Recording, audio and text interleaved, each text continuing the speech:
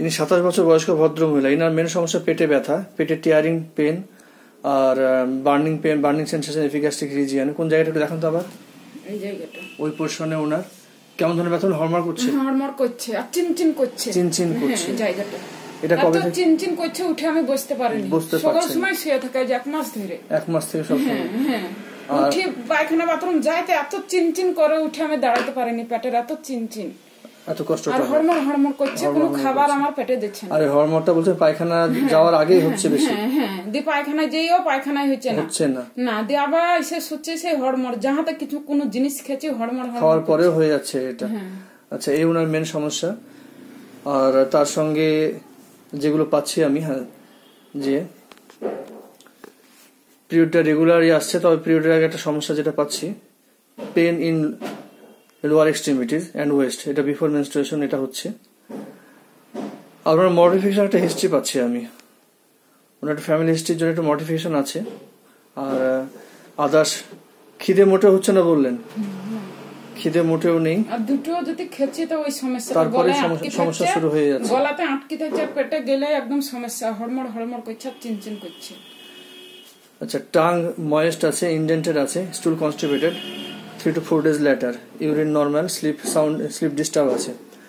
Desire aversion মধ্যে দেখতে পাচ্ছি আমি সল্ট ডিজায়ার, যেটা এক্সট্রা সল্ট উড নেন, ফিশ, সাওয়ার ফুডের প্রতি ডিজায়ার আছে, তার সঙ্গে চিলি, ঝালটাও খুব বেশি পছন্দ করে, ভালোবাসে। Thermal reaction chilly patient, perspiration copious, bathing aversion, sun heat unbearable. Mental symptom পাচ্ছি অ্যাংরি, রাগ চরম বেশি আছে, উইপিং ডিসপোজিশন।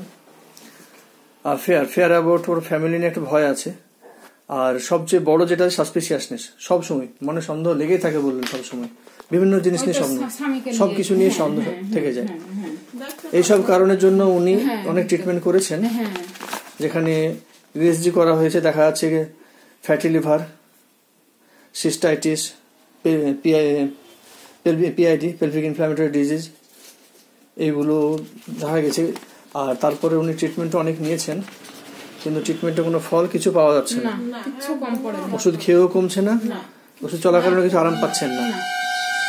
এই নিয়ে উনি আমার কাছে এসেছেন। ওনার সিমটমস নেওয়ার পরে আমি যেগুলো দেখলাম, যে desire for extra salt, sour, chilly patient, bathing aversion, suspiciousness, তারপর মডিফিকেশন।